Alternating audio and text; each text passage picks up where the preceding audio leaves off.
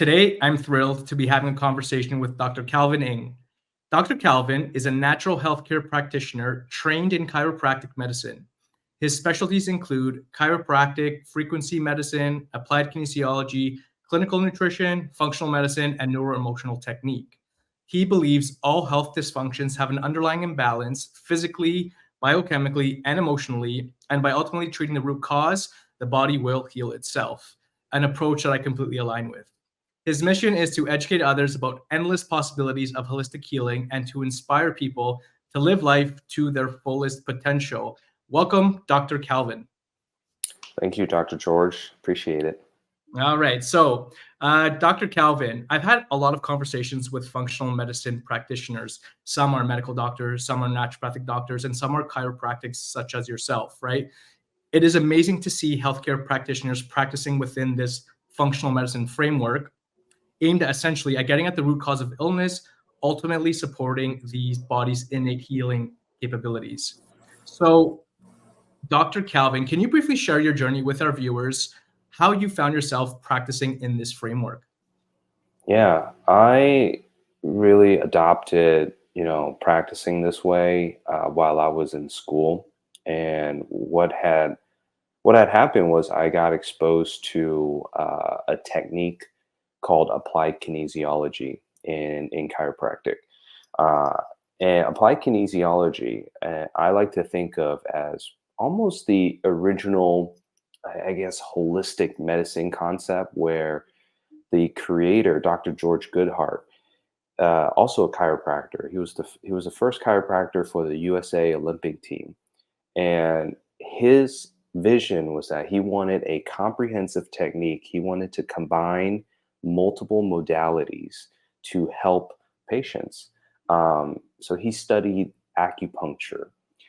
He studied physiology. He learned muscle testing through Kendall and Kendall, who are the physical therapists who developed muscle testing.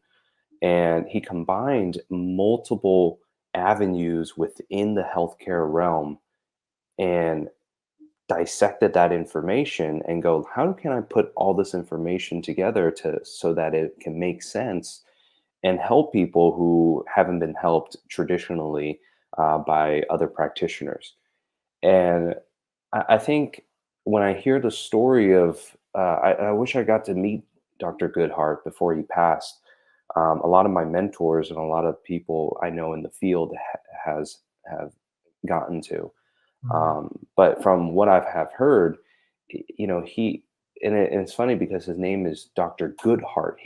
Everybody Mhm. said he truly had a good heart, and he really wanted to help patients, and he didn't want to write anything off.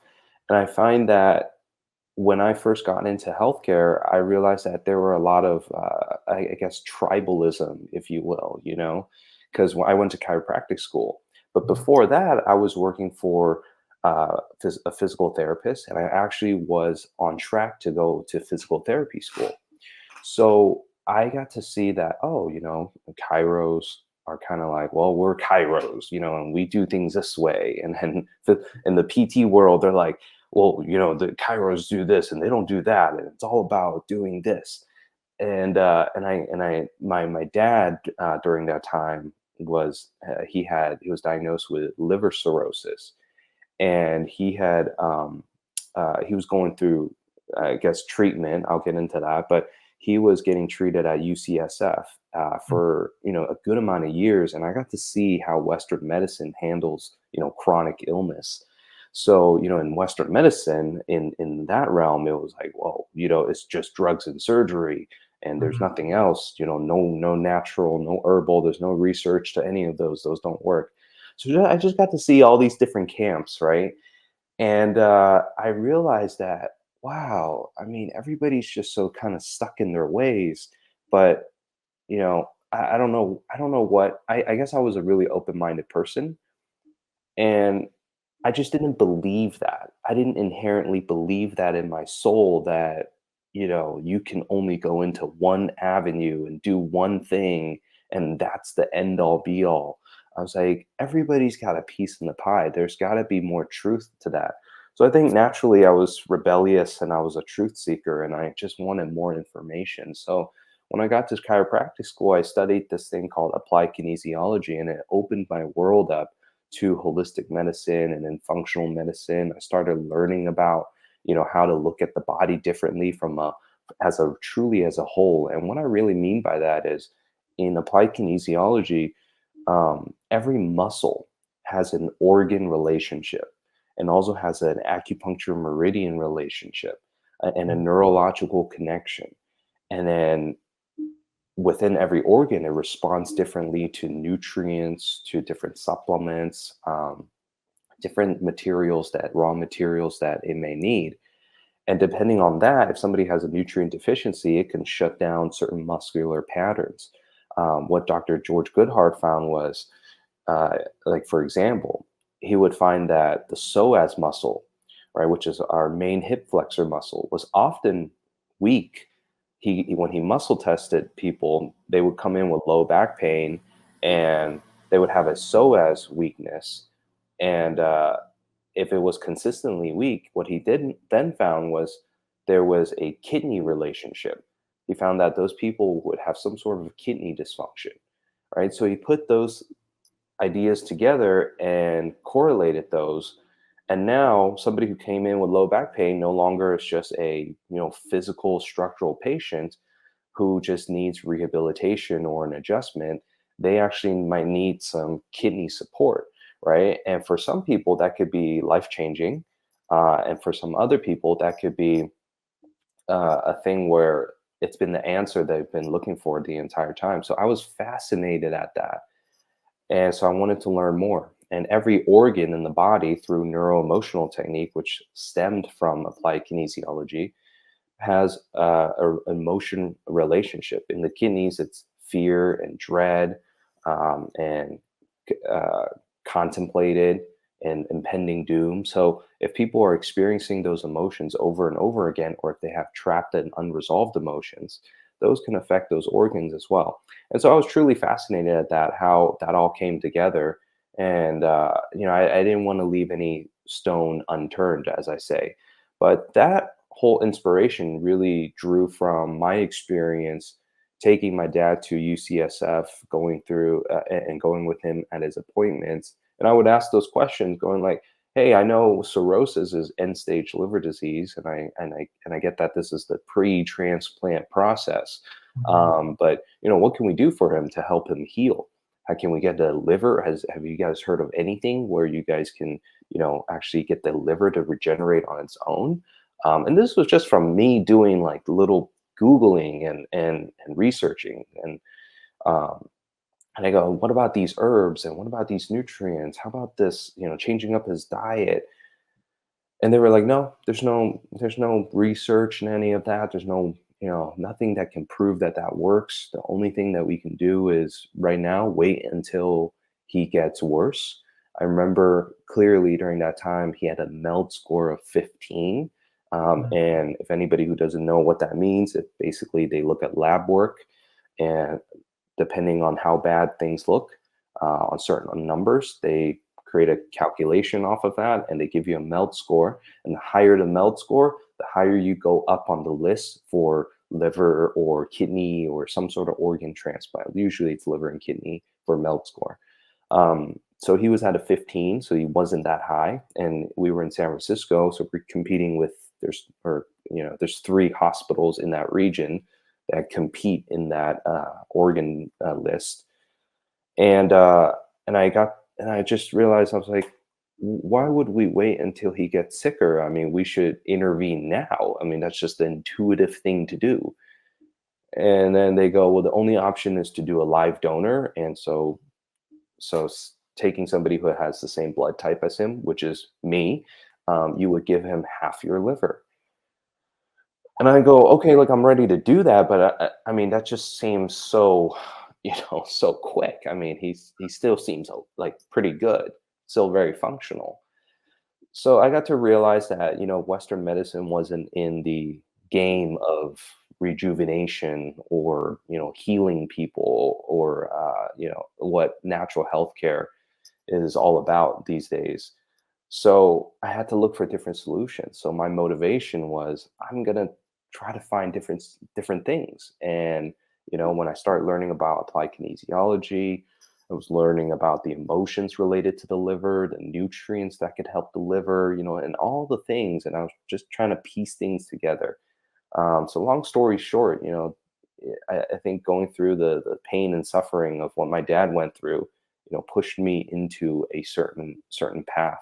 And then naturally, I guess I got lucky because I really ended up in chiropractic school and ended up with this certain technique. And I think everything was just like part of God's path for me. Mhm. Yeah, you mentioned a lot of amazing things in that kind of introduction, if you will. I definitely want to put a pin in applied kinesiology and neuro. Was it neuro emotion technique? Yes. Uh, those are two things I'm going to be asking about a little later on. But I completely agree with you. Western medicine is very algorithmic, right? It's very linear. If not A, then B. If not B, then C. And very seldom do they look outside the box. Because quite frankly, as you mentioned, there are so many things that you can do, so many different things for so many different ailments. But Western medicine, they're trained in an approach in where if they have this diagnosis, this is how you treat it, and nothing else can be done. And if there's not research, then we can't utilize it. And it's interesting because a lot of research, as you probably know, is funded by big pharma and in industry. So if that is the research that we're looking at, well, of course, that's what we're going to be using. Okay. In one of your Instagram posts, you posed the question that perhaps some people's health issues, like autoimmunity, chronic gut health issues, weight gain, sympathetic dominance, might be from poor relationships. Which I think is a powerful statement, and a statement that I think a lot of people don't comprehend. A lot of healthcare practitioners don't understand. Um, we know that unresolved emotions and stress create biochemical changes in the body that, of course, can manifest disease. Our thoughts literally can cause inflammation and disorder within our physiology. So I want to talk a little bit about mental health because that's an area that I'm super passionate about and that I work a lot with in my private practice. So what does this approach look like for you with patients from a mental health perspective? Is it something that you address, which I'm surely it is? If so, how do you address it, and what is your personal experience working with this patient population? At a clinical level, I would say, or at a very microscopic level of how to see it, or at even that surface level. The way I see it is, just how I explained to you about how certain muscles could be weak, that's related to an organ, which that organ could be related to, have emotions that are related to it. With through the work of neuro emotional technique, we can identify what that for any of their issues, any of their body dysfunctions, or maybe even mental blocks, uh, what emotion is tied in with that? What organ or one meridian is tied in with that? And then we kind of use muscle testing to there's a protocol to follow, and you're able to find out like what is the actual issue, right? And where does it come from? Like, how do we, like, where in your past does that come from? Like, is Mhm. it age 8 when you got to experience this trauma, or if somebody said something to you and then that you gave it a lot of meaning, and then from that stuck with you the entire time. I'll give you an example. I had a little boy. He's 8, and and we're working through a lot of things on him, from mold toxicity to airway issues. And this little boy has seizures. He's a lot better now, which is great. But he had seizures from a lot of toxicity, like parasites and mold. And once we start cleansing him, seizures go away. But anyways, I'm co-treating him with another practitioner, and I don't know what happened, but I guess like through muscle testing, it just led me down the rabbit hole of doing emotional work on him. And what we found out was I think it was like age 4 or something like that. His uncle passed away, and he was really close with his uncle. Mhm. And one of the issues that got brought up was uh, he actually had a lot of FOMO, right? So he just couldn't. He like whenever he would play, Mhm. he would make a big deal to stay and engage with the play. He didn't want to, and he didn't want to go to the bathroom, and that created issues because he's holding in his pee, and that can, and then he was wetting himself because he did not want to leave for a quick second to go to the bathroom because he wanted to play, whether it was at school or at home or at a family gathering. So you see, this could create a lot, and he's age 8, so it's not like he's that young. So this creates a lot of issues socially, and also a lot of worry for the parents, and probably a lot of shame for himself. But nobody understood why, and when we started digging into it, it came back to age 4, and he had what he said was he didn't know of any trauma at age 4. I was like, oh no, I don't expect you to remember anything at age 4, but Mm. let's ask your parents. And I could see like his mom in the background just going like shaking Mhm. her head, going like, at age 4, your uncle like passed away, and you're really close with your uncle.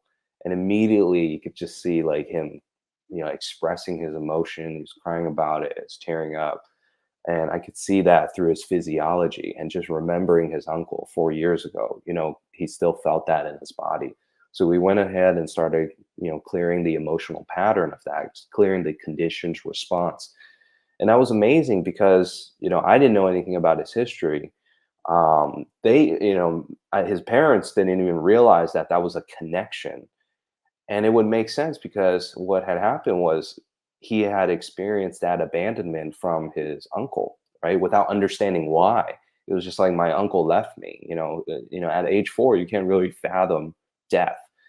And so, but it was like an abandonment to him. So, for him, he's just like, no, I don't want to leave my play. I don't want you guys to abandon me. I don't want to abandon, what I feel really good about, because at age 4, something that was really good, that I felt a lot of joy, um, could be gone just like that. So that's a trauma that was held in his body, and that for 4 years, and that probably led to him, wedding himself, and because just this self-limiting belief, this trapped emotion. And how many people would have these emotions trapped in their bodies for 20, 30, 40 years? Think about the veterans who go to war. I mean, like, especially the U.S. veterans who in the U.S. have fought so many wars, from the Vietnam War, all right, Iraqi War. I mean, it's so sad, but a lot of veterans cannot function very well on the 4th of July, when there's a lot of fireworks.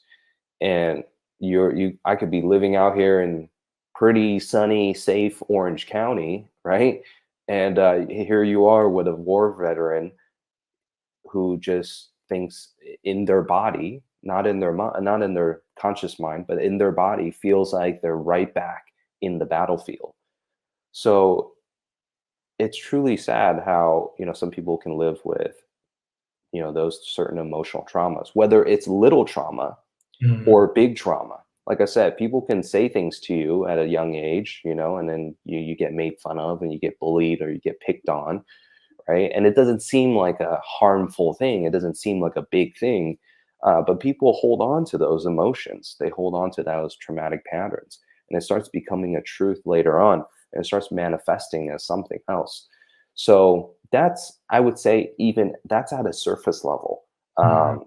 And even though it sounds really deep, but as I started doing more emotional work and digging in with people's like psyche, if you will, and their lifestyle, the thing about relationships in that post that you mentioned, what I meant was really the way that they live, the way that they engage. So I have classic examples of this.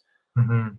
A mom comes in and they want to, be healthier. They might have autoimmune disease. They might have gut issues. They have brain fog, fatigue. They have all these symptoms, and they're like a crunchy soccer mom. They love holistic health. They have a water filter at home. They shop organic. They're exercising. They're working out. They're going out in the sun. They're grounding. They're doing everything that they can to improve their health.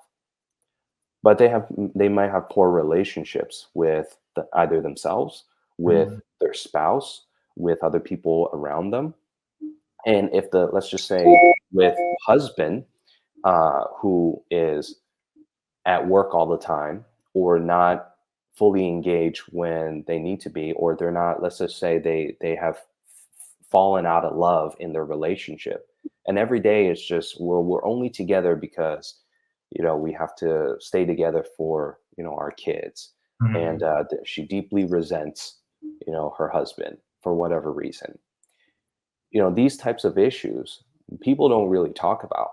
They don't talk about those little things that happen every single day that we just compartmentalize, that we put aside, and those affect our health equally.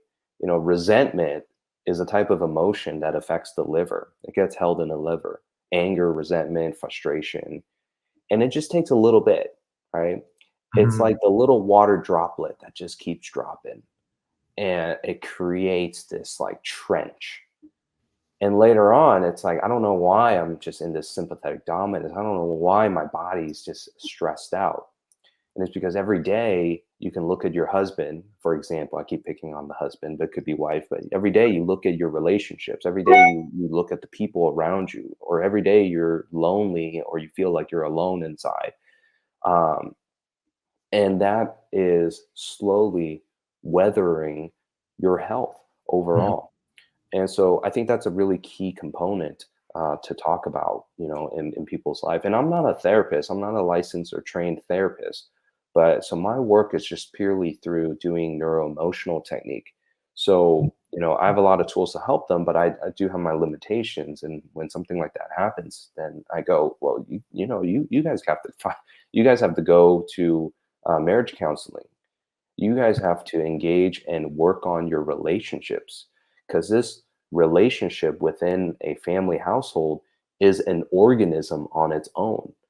And if your body may be manifesting symptoms because it's telling you that something's not working out in your relationships, and you're missing like a type of love, you're missing this nurturing, this connection that you really need. And that's a deficiency. And deficiency can lead to symptoms, So this whole emotional equation is huge. Mhm. Let's talk a little bit about neuroemotional technique and applied kinesiology, because I know these are two areas that you are um, well versed in and that you utilize in practice. So, first, I want to talk a little bit about them separately, and then perhaps I'm not sure if you utilize them kind of synergistically, but I think we'll get to that. So, first and foremost, can you define for our viewers, Dr. Calvin, what neuroemotional technique is and what that looks like in practice? Yeah. Neuroemotional technique is uh, a way to connect the conscious and the subconscious. Mhm. So we do utilize some applied kinesiology, which is because we utilize muscle testing. And the reason why we do muscle testing is, let's say let's say I'm with you, right? And you're in my office, and you came in here and because you wanted to do some NET, and I go, great, okay. I'll go, hey George, what's going on? You're like, well, I just I feel stressed, I feel down about something, or I feel angry about something, I feel frustrated about something. I go, great, what's that all about? Well, my dog, my dog is just frustrating me. Duke, poor Mhm. Duke. Duke is just Duke is such a hassle. Every day he's just like, he's barking, and he wants to be with me. He's bothering me all the time, and it's just so annoying. And if I just keep asking you questions like in talk therapy, I'm only going to get what you're conscious about, right? And our conscious brain is like something like 10%, you know?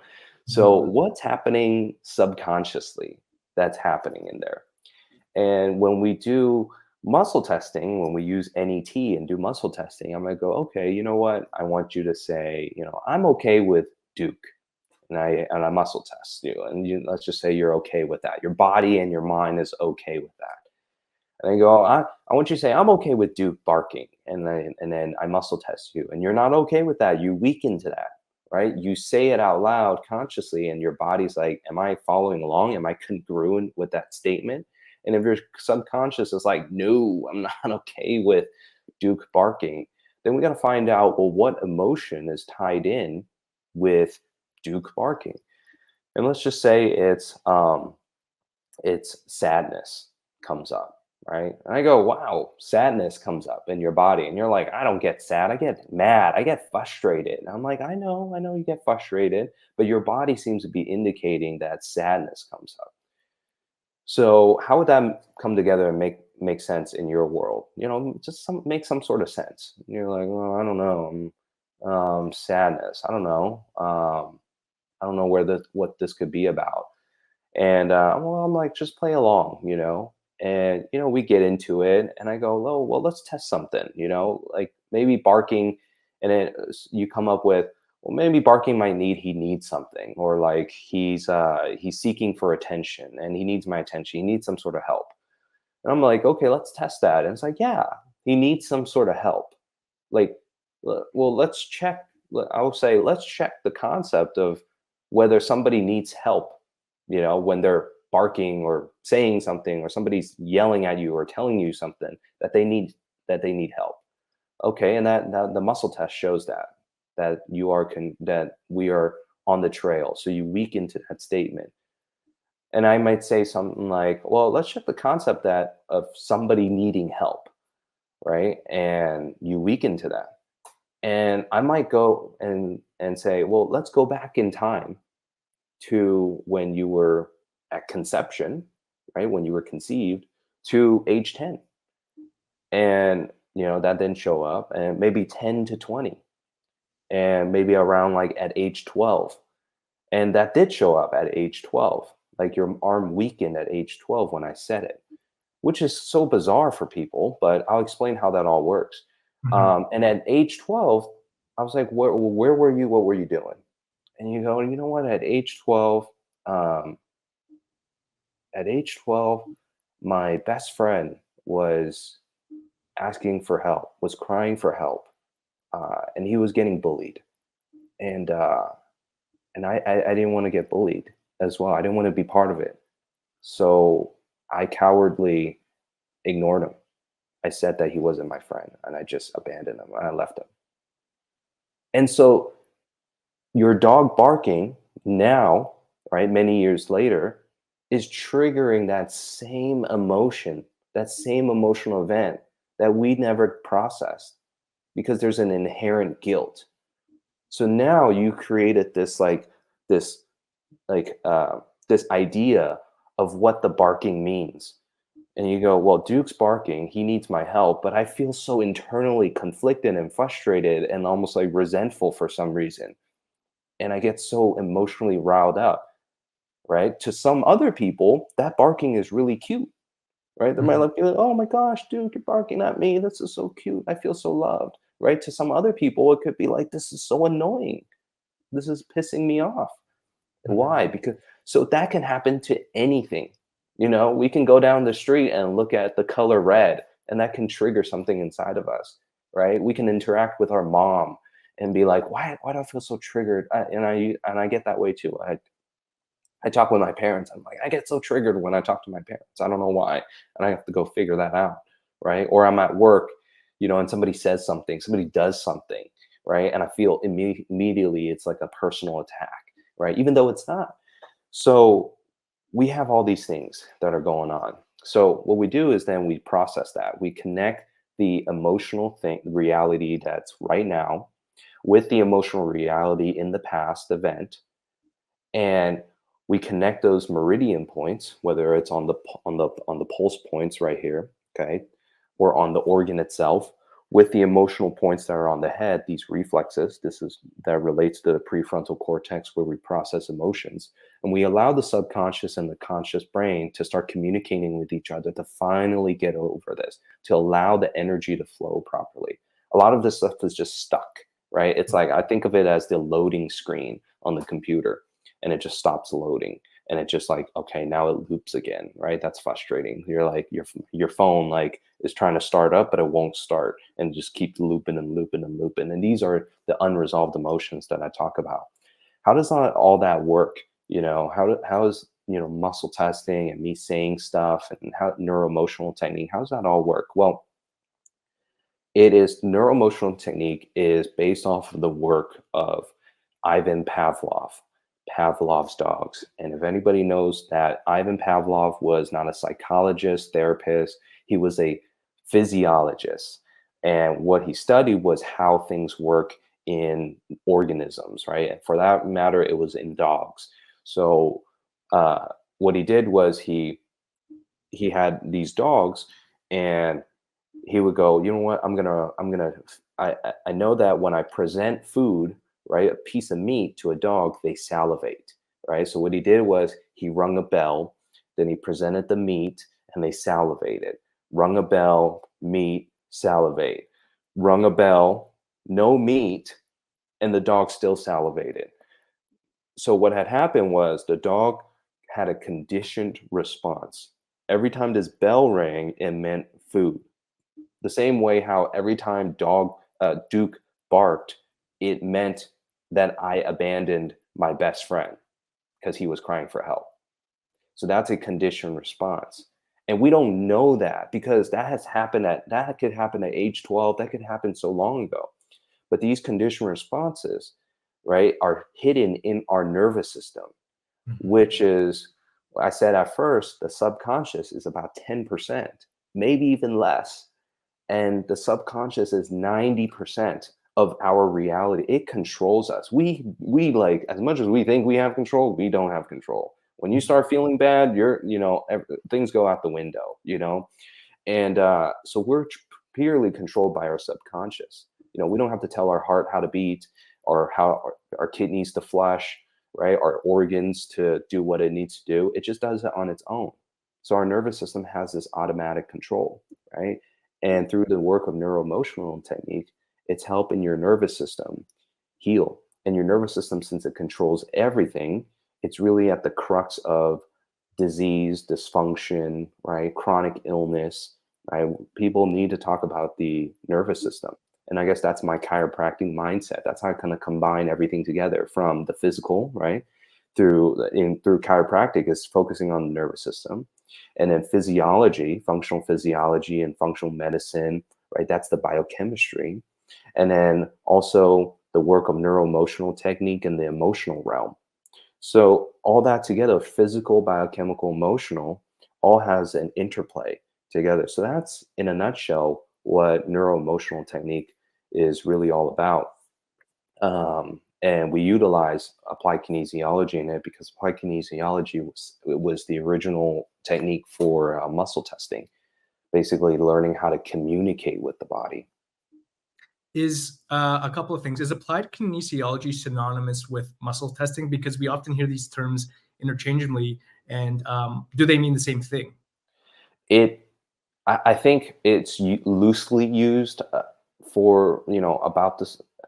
It's loosely used together in a similar fashion, but it's technically different because applied kinesiology really is its own technique.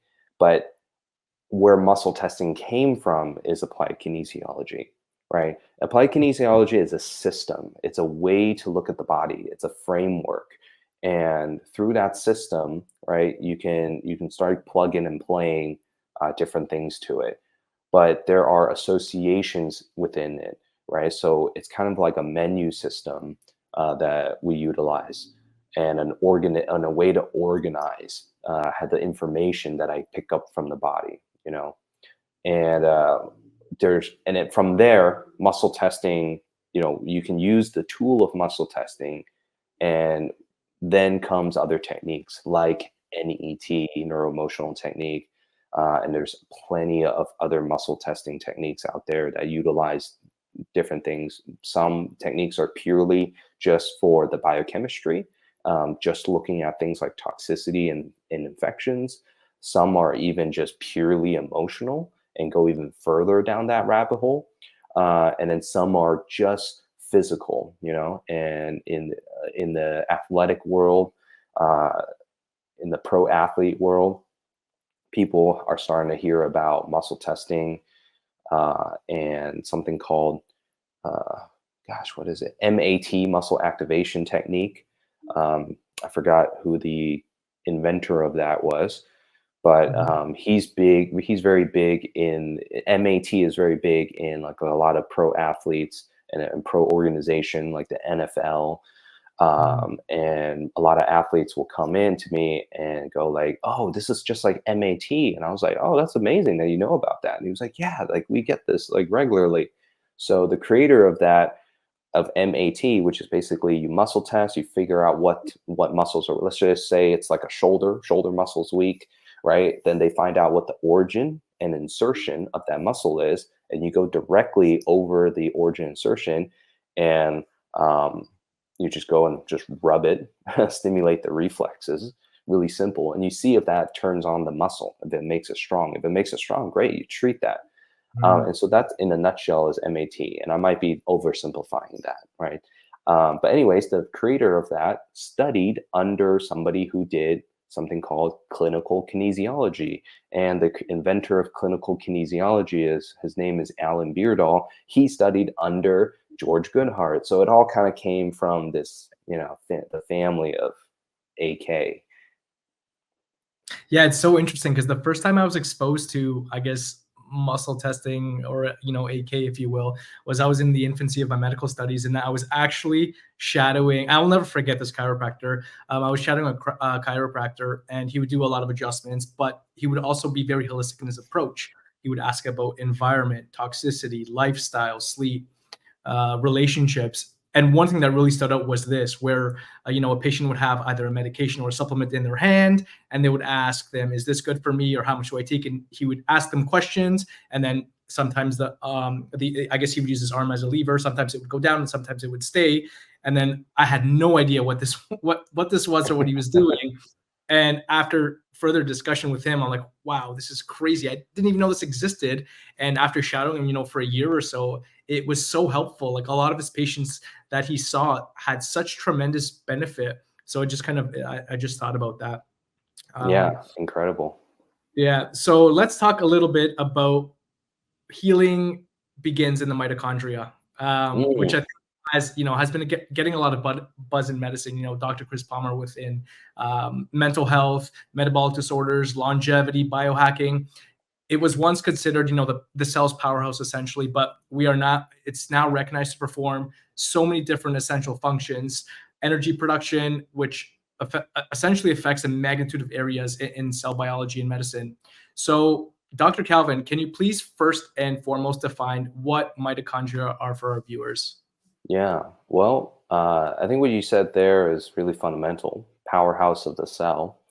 There are thousands of mitochondria per cell, and not every cell, but like red blood cells don't really have mitochondria.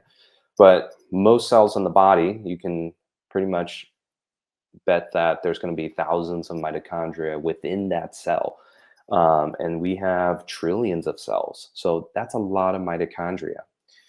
Well, what does the mitochondria do? Well, first we hijack them. It's actually a bacteria organelle and we hijack this bacteria into our bodies somehow. So, if people subscribe to like evolution, right, it's really interesting how that all happens. But anyways, it's very similar. I think everybody can understand plants. I think most people have gotten some elementary knowledge or education on the just the basics of photosynthesis. So plants with their leaves, they have something called chlorophyll, which is actually very similar to our mitochondria. And they take it that with the chlorophyll, they on the leaves they take in light.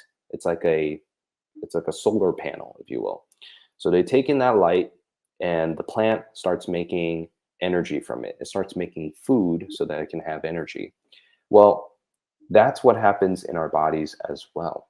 We utilize food either from light, right, sunlight, or we utilize food from the food that we eat, or Mhm. nutrients from the food that we eat, and oxygen. And we put that into our cell, into a mitochondria, and that goes through a process of many complexes, and then it makes this molecule called ATP, which is like the currency of energy in the body. So just like how our society runs off a certain currency, in Canada it's Canadian dollars, in the US it's US dollars, Mhm. in Japan it's the Japanese yen, right? You're functioning off that currency. You're trading, and your survival is based on you accumulating that currency. Well, our survival as human beings, as organisms, as living things, is uh, it's dependent on how we gather and how we get ATP, this energy.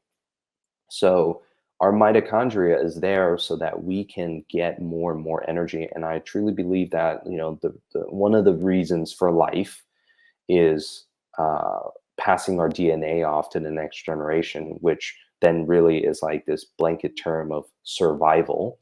Okay, all right. How do we survive, and how do we thrive, and how do we continue to live? Okay, we got to have energy. We got to create energy. We got to make energy. We got to grab energy from the earth, right? So I can get energy from my food. I can get energy from my environment. And if I can get more energy from my environment, I might rely less on food, and vice versa. And that is a core thing for people to understand. And like you said, the mitochondria is now we're continuing to discover more and more things about it. And one of the things that I like to focus on with the mitochondria is its immune capabilities. It can make energy, but it can also be a signaler as if something is wrong. So if there's injury, if there's toxicity, if like I poisoned myself, that's toxicity. Mhm. If there's emotional trauma, if there's emotional toxicity, if there's anything like that, and or even infections, something can cause damage to the cells. That mitochondria can stop making energy for well, it's going to continue to make energy, but it can stop making it for its just own, like as fuel, but instead it can turn that into a signaling agent and let that ATP go outside and tell every other cell that there's some sort of danger. And people can get stuck in this cell danger response. And over time, if they get stuck in that, that can create a whole lot of issues for them: chronic issues, chronic illness, chronic symptoms, autoimmunity, what have you. So how essentially do I know, maybe me personally or patients, that come see you, for instance, if they have mitochondrial dysfunction? I know it's a very big question, but yeah, are there some symptoms that somebody would be looking out for? Like, how would you kind of approach that? Yeah, I think everything comes down to the mitochondria, because I always kind of want to look at the smallest level, or the lowest common denominator, or the foundations, right? And I think of like building a house, and I go, okay, well, I really need to make sure that everything is in play. Like the foundation is good, you have good materials, you have good insulation, you the things are in a functional order. So same thing in the body. It's like, okay, we can look at organ function. If the liver's not functioning right, then it's going to burden the kidneys, right? And it's going to affect your blood sugar, and your hormones could be off, and your gut can be off. So that one little organ of the liver can set off a whole lot of things. Okay. Mhm. All right, I know that. And then it's like, well, what could cause the liver, for example, to not function right? Okay, well, it could be your diet, your lifestyle, right? Certain things that you're exposed to, your sleep. Those are all great. Okay. But what are those things doing to the liver? And everything pretty much comes down to cellular destruction, or some sort of interruption in cell signaling. Well, what does that even look like? What's inside the cell that even does that? Well, without energy, they can't do any of those things. Okay, so how do we make energy? That goes down to the mitochondria. So that's why I really like to focus on the mitochondria, is because without an energy molecule of ATP, we're not going to function, right? Without the making of ATP, we're going to be dead. Um, So focusing on the mitochondria to me is highly important. How I determine whether somebody has mitochondria dysfunction? Well, if they have any type of symptom they've been dealing with for a long time, then I can pretty much say that they have mitochondria dysfunction. But how I determine that or how in practice what that looks like is, well, I might use muscle testing to muscle test their body. I'll use these homeopathic or energetic vials to cross check their different organs, right? Because I know that different organs might have different levels of mitochondria. In the Mhm. brain, it could be 10,000 mitochondria per single cell. High activity in the brain, 24/7. In the liver, it could be a little bit more. Some say around 4,000, but usually a little bit more than everybody else. But in your muscles, it could be like 2,000, right? So if I scan through and when I do muscle testing and through my methods, and I assess that, hey, look, your muscles are showing up to be having some sort of mitochondria challenge, some sort of energy deficiency, right? You're in an energetic debt. What what could that be caused by? And then we kind of go down a rabbit hole from there. But even functional testing or lab testing, some people can determine the health of their mitochondria. There's things like mitoswab. There's new technology out that's trying to determine people's biological age with mitochondria through the health of their mitochondria. So there's many different ways, and it's debatable whether how accurate or reliable those tests are. But at least, like you said, we're having the conversation about this thing of mitochondria, and Mhm. I think equally, even more fascinating is what people are doing in kind of the quantum physics and quantum health or quantum biology realm, is that they're discovering that the mitochondria has a bigger energetic. We're talking biochemistry, which is like, okay, let me make an ATP molecule, right? We take some oxygen, we take some glucose, Yeah. and we take some fats, right? And we make this ATP, right? But then in the quantum, physics, in the physics realm, this is where they talk about things like light and grounding and the Schumann resonance and basically, energy, what Einstein was all about. So how that all ties in with health and who we are, and our consciousness. It's really fascinating. But so we can. I think in the future, really, the future of medicine is really going to be talking about like how we help this mitochondria out. Mhm. In the realm of mitochondria, I know there's a plethora of things you can do to test and support any sort of patient that would have some sort of mitochondrial dysfunction. But if we look at it through the lens of supplements, um, do you use supplements? And if you do, what kind of supplements would you utilize for basic mitochondrial dysfunction? I mean, I don't think anything is basic, but for the sake of conversation. Yeah, I think for many people, my first exposure to, I guess, I mean, I learned about the mitochondria like a long time ago, but I think it's just more like physiology, and you just kind of brush over it. But my first exposure to the idea that this is the most important thing is through a lot of the teachings and presentations that was done at the conferences of Cellcore Biosciences, which is a supplement company.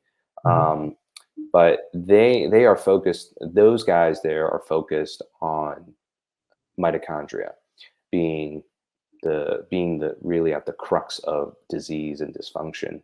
So it was there where I learned a lot about. It got me started on thinking about mitochondria. And so I utilize a lot of their supplements to help people with mitochondria issues. Um, but their whole thing is about using carbon technology, because they break it down into just carbon, hydrogens, and oxygens at the very basic level of chemistry. What do we need to make energy, right? Carbon, hydrogen, and oxygen. So their formulations focus on that. So I might use some of that. I think for a lot of lay people or a lot of people who are just looking at supplements in general, right, in the realm, I think a lot of mitochondrial support supplements will include things like alpha lipoic acid, CoQ10, right? N-acetylcysteine, right? These are nutrients, right? Nutrients to give the body. And I like to tell people that, if we give nutrients, we're essentially giving, food, but we take in certain parts of the food. And that's assuming that the body knows what to do. That's assuming that your body can digest it. But, supplements are pretty much, you don't really need to digest it. They're just nutrients. That's assuming that our bodies can fully absorb it Mhm. and that it knows exactly what to do with it. Well, what if your body doesn't, right? Then that supplement may be obsolete, it may not do anything. Um, so it's my job as a practitioner to figure out if their bodies can actually absorb it, if they can actually utilize it. And sometimes I might just get that through their history. I've been to many doctors. I've tried all these supplements. I've looked online, and my energy is really bad. Right, well, that's one telltale sign that their mitochondria is not functioning right. If they Right. have fatigue because they can't make enough energy to support their brain, or they can't make enough energy to repair their organs because it's just barely hanging on. They're making enough energy to keep their heart beating, but they're not making enough energy to heal. That's really at the basic level. And so if I know that their fatigue or certain organs aren't functioning right, or the basic functions, right? Basic functions like, how are you waking up? Are you waking up and you're ready to go? Like or do you take like an hour to roll around in bed and snooze, and you rely on coffee to get you going? That's a sign. If you have bowel dysfunction, right? Whether you have diarrhea or constipation, but usually constipation, the gut slows down, the motility of the gut slows down, right? And the gut wall is all lined with smooth muscle. So Mhm. again, muscle, 2,000 mitochondria per single cell. Uh, if you have mitochondria dysfunction, your body's like, well, your heart's more important than your gut. I'm sorry, but you're not going to poop today because we got to keep this heart beating, right? You're going to get Yeah. constipation. So, I look at all these basic functions, right? How are you digesting? How's your sleep, right? How's your, how do you feel throughout the day? Do you get energy crashes? Are you getting sick often? How's your immune function, right? How's your skin? Do you have dry skin? Do you sweat? Are you able to sweat? Right? These are all basic functions. And I'm gonna look at your nails. I'm gonna look at your hair, right? Mhm. So if these basic functions are not optimal, then I can pretty much guarantee that that there's pretty severe mitochondrial dysfunction there. Anyways, I think I digressed there, but No, that's amazing. I think a lot of our viewers will find that quite helpful. Before I ask my next question, I just want to ask you personally, how are you for time? I'm good. I'm good on time. I think. Let's see. I just have to get off of here. I have another call that I have to do in about 30 minutes. Okay, so I will ask. Let's talk about parasites. Yeah. Okay, I want to talk a little bit about parasites because they've been in the crosshairs of many discussions, particularly online amongst healthcare practitioners, and quite frankly, probably a lot of individuals who perhaps don't even have any sort of clinical experience. We live in the world of social media. A lot of people consume a lot of information online, and a lot of it might be from an inaccurate source. So going back to this notion of parasites, right? So a big myth is that people get parasites in developing countries or if they've traveled to a tropical destination, right? A lot of the times, if we come back from a vacation and we're feeling some sort of gut disturbance, we'll go to our doctor, and our doctor will probably ask us, have we traveled anywhere recently? I want to ask you to dissect this topic. So, define what parasites are first, and also, do parasites reside, amongst all of us or within us? Yeah. Parasites, by definition, is like, if you have two things, a parasite is by definition going to take the resources, right? It's going to take away from the other person, the other thing. And this other thing, this other organism, is going to suffer from that. Okay. It's harmful for one organism and it's really helpful for another organism. And the one that's really helpful, that's essentially a parasitic. This relationship here is parasitic. So if when we think about like parasites, you can think of, okay, so there's these organisms inside my body that are taking my resources. And I think very traditionally we would go, oh yeah, there's tapeworms, right? What tapeworms do is that, they just eat up all your food, and people will have these. It's like there's all these I don't know, these old wives' tales, or I don't know what to call it, but people will say, joke around and say, oh, why are you so skinny? Do you have a tapeworm inside of you? Right? Because that's a parasite that takes your food and it feeds itself, right? And it's going to deteriorate your health, right? If you have a parasitic relationship with a person, right, basically one person benefits and the other person does not benefit. In fact, there's harm to the other person. So that is essentially a parasitic relationship. And these parasites, these organisms of parasites, are helminths or worms, um, amoebas, and protozoas, right? These are little organisms in our body, just kind of like bacteria, kind of like fungus, and they live inside of us. They live in our organism. They live, in our world. Mhm. To think that it's only outside and not inside is pretty ridiculous, because we all have these organisms. We all have some sort of parasites. We all, whether it's small ones or big ones or whatever, whether you traveled to a tropical location or not, they are commonly found in tropical locations because everything thrives in a tropical location. I was just recently in Costa Rica, which is near the equator, tropical location, and everything thrives there. Bugs, right? Animals, leaves, plants, humans, so, and parasites. So naturally, we pick those up there.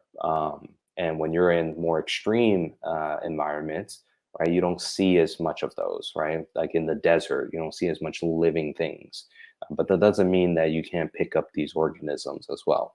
So that is what I think of like a parasite.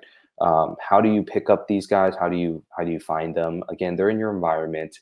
They don't always have to be outside. They could be inside. But one thing I would like to tell people is that we have this, especially after 2020, we have this idea of like contagion, which is like, um, you know, it's kind of like, oh, if you're sick, yeah, put a mask on, like get away from me, like I don't want to be near you, because like you could be like coughing and touch germs. I can touch my eyes and touch my food, and I eat it, and then like I get sick from that, And I think in science, that is pretty much like not proven till this Mhm. day.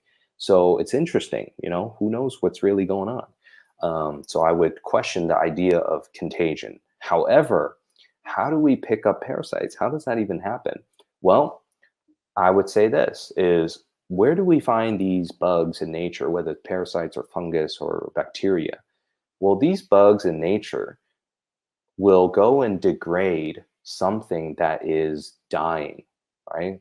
So if a squirrel dies in nature and you leave it there for a month, couple months, what it's going to do is, well, there's going to be, flies and maggots and fungus, right? And bacteria and stuff that's just like growing on it and like eating it. Like, where did it come from?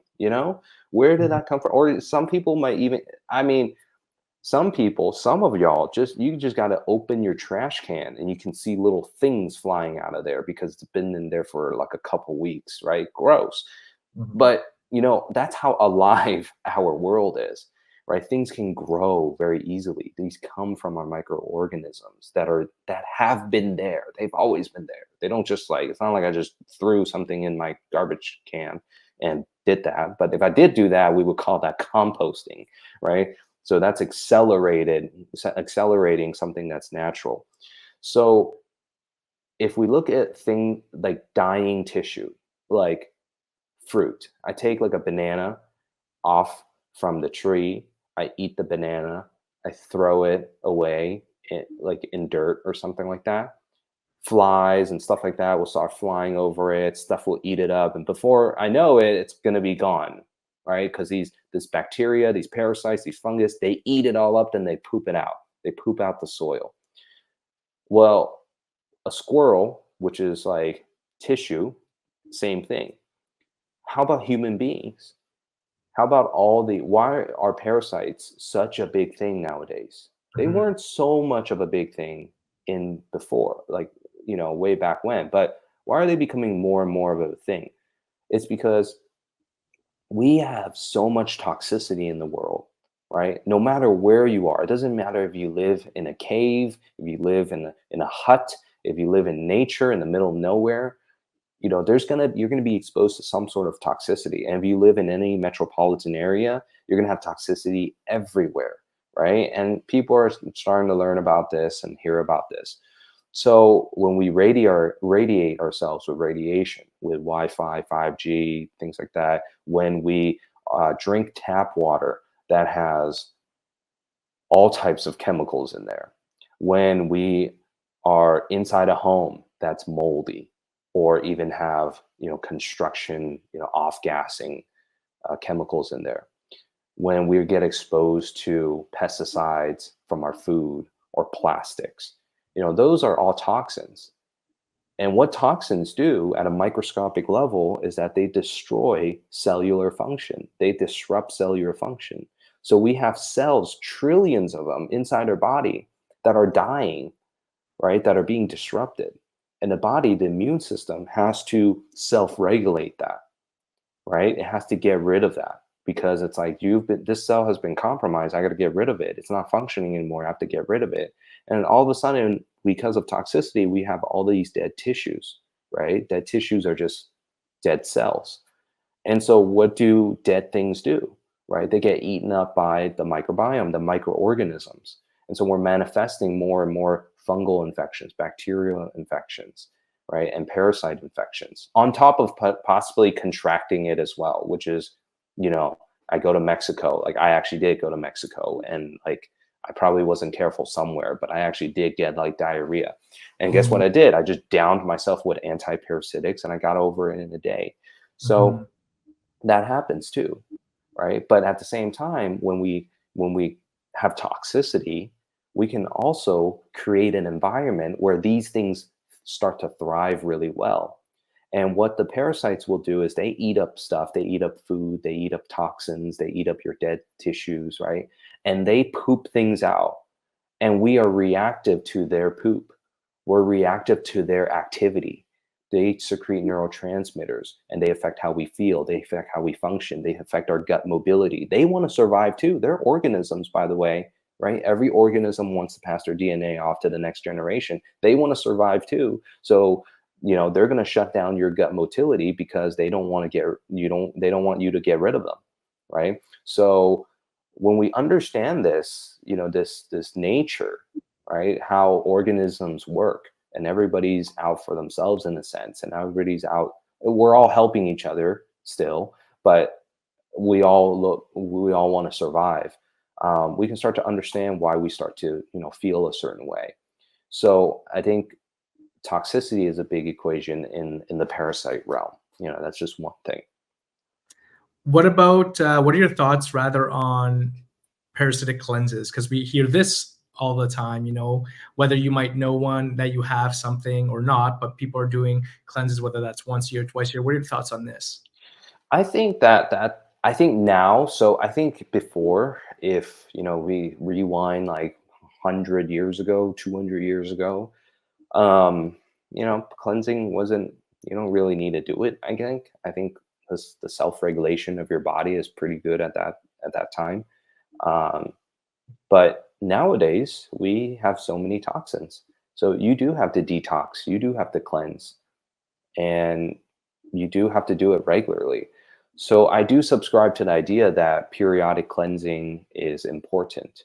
And if it comes down to parasite cleansing, then I would say people can do it at the very least twice a year. Some people will say once a quarter, which I would probably say that's more optimal. But that's the unfortunate reality, I think. Um, and what I've seen is that when people do regular cleanses, they feel better. They feel significantly better. But what happens is over time, if they don't cleanse, they start to get some of those symptoms again. So that's telling me that when they clean out something inside their bodies, their functioning improves.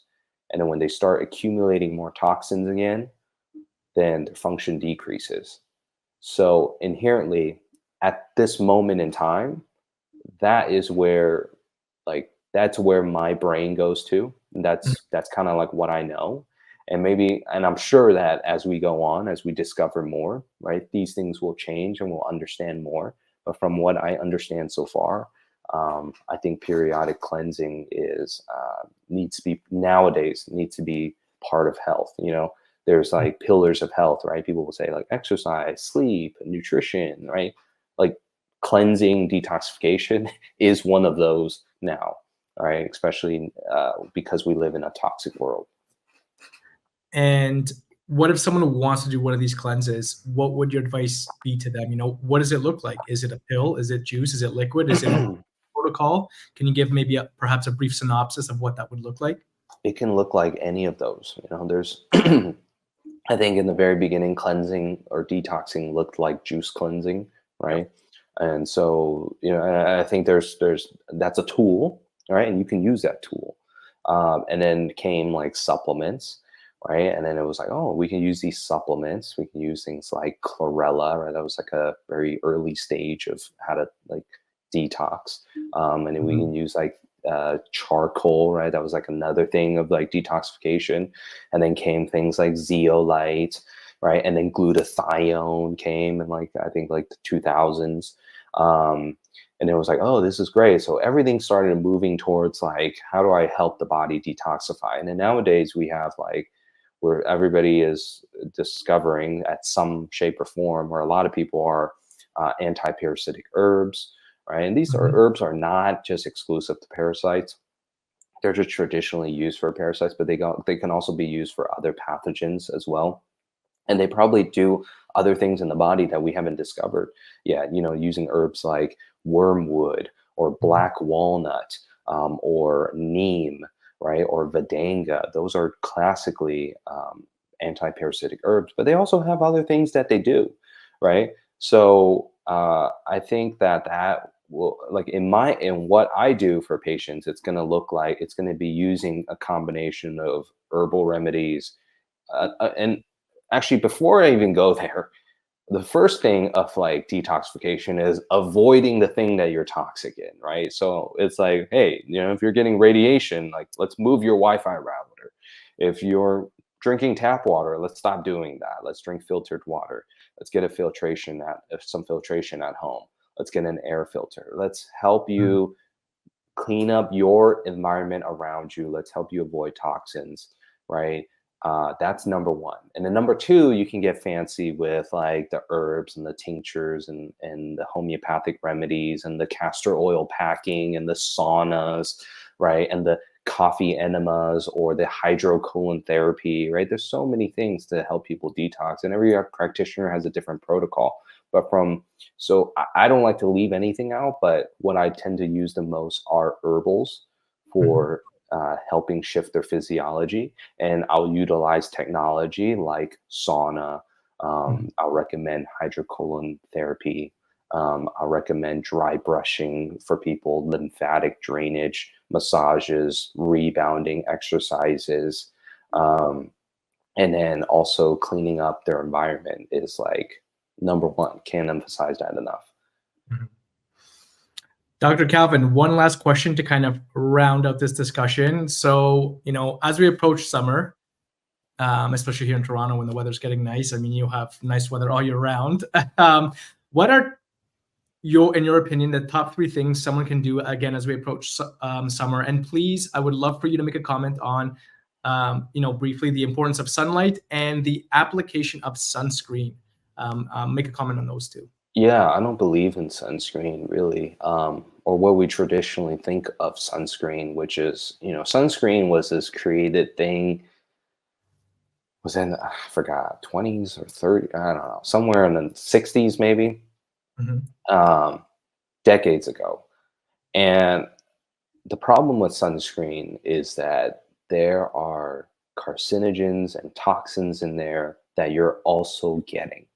So people can use things like a beef tallow and zinc or mineral sunscreen, like like a beef tallow sunscreen, which is usually tallow and some minerals in there. Okay, like you can use that. That's there's nothing like synthetic in there. But what we think of sunscreen is like the Coopers, the spray-ons, right, and stuff like that. The stuff you find in stores that has carcinogens and toxins on it. So I don't recommend people using that purely for the fact that we're just poisoning ourselves with those products. Should people use the tallow-based mineral sunscreen, natural sunscreen, right? I think that there's a time and place for that. I would say this: I don't want to block the sun because the sun provides light, and I would like that light all over my body because it's going to help my organ function, right? We need that light like nutrition, just like we need water and we need protein. So I want to get in that light. So we know now that sunlight is so important for us. We also know that melanoma, right, what people are scared about, is not from sunburns, right? It's actually from more of a toxic environment. So, and sometimes, and a lot of times, people who don't get any sunlight that are actively avoiding the sun, that are pale, actually gets a lot more melanoma. Picture that. Mhm. So this whole idea of like UV damage and causing skin cancer, I think we need to revisit that heavily because I don't think there's data really supporting that. And that was sort of like just a mantra, right? It was just like a thing that you would say, kind of like, hey, if it's cold, you'll catch a cold, right? I think we're finding out, especially the cold plunge world, that that's not really the case. So we need to kind of get rid of some of these like old ideas. So I want the sun as much as I can. Now, how much is too much? Sunburn is not bad. If sunburn is uncomfortable, but it's not bad, okay? I would highly recommend people don't get sunburn because it's highly uncomfortable. Nobody wants a sunburn. So work your tolerance up. I had a patient come in. She's like fair skinned, she's white, she's like my entire life I can be in the sun for 15 minutes, I can get sunburned. And I started reading her stuff and I started taking off my sunglasses and I started stop wearing sunscreen and I started eliminating seed oils, processed seed oils. And I would be in the sun for like an hour and I would not get sunburned. She was just out in Hawaii, Mhm. in the lovely island of Kauai, my favorite island. And she was telling me that like I would be out in the sun baking and for like an hour and I didn't get sunburned. It's like phenomenal. And I go, yeah, that's great, right? Because we are allowing ourselves to take on the sun. When we put on sunglasses, we're telling our brain, and our eyes are extensions of our brain. There's a lot of neurological tissues in our eyes.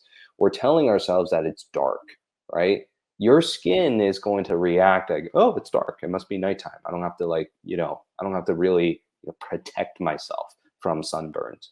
And so there's a mismatch in what you're getting from from the inputs of the eyes from what you're getting on the sun. So people burn easier when they put on sunglasses. Um, and when they stop using sunscreen, they start building their inherent ability to be more resistant to sunlight. They also start tanning better, which they're able to take on the sunlight better. And it's also protective against the sunburn. So people who are very tan, like look at the Hawaiians out there. They're out there like, surfing and having a good time on a boat and out there in the sun, hard labor sometimes, and they're really dark and they're not getting burned, right? And then seed oils. Seed oils are a big thing, right? Because those cause disruptions in our cells. They break down our cells. So at a fundamental level, when we have cellular destruction, we can also we're more susceptible to sunburns because our immune system can't replicate. We can't repair fast enough too. So that's a big thing. Those are the big three. And then when do you like not want to get in too much, or what's too much? Number one, don't go until you get burnt, right? Go before that, right? Get sunlight before that. Use your UV index, right? I look at my app and I go, what's the UV index looking like? If it's like really high in the middle of the day, like at noon or in the Mhm. afternoon, it's really high. The UV index is really high. I know if I go out there, right?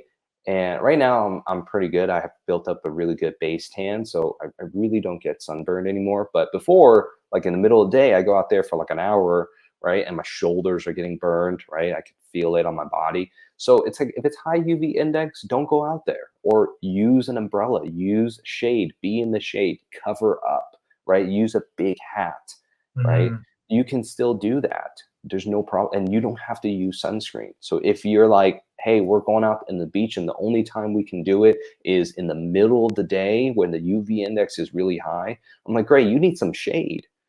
You need to put on some long sleeve stuff, flowy pants, linen, use the linen, right? Big hat, right? You can do that, and be protected from the sun. And and if you can't, if you really want to go outside in your bikini at that time and you're really pale, then you're going to use mineral based sunscreen, right? Or a tallow sunscreen. So that's what I would recommend for people. That's I mean, I completely agree. And as the summer, us rather, as the sun kind of hits the streets of Toronto, I'm sure a lot of our viewers will kind of will hopefully take that into consideration. Yeah, Uh, and another thing I want to add of course, is like Toronto, you guys are in a high latitude area. You guys don't get the sun. So like when summertime comes around, y'all better be out there and soaking it up. Yeah. yeah, no, I completely agree.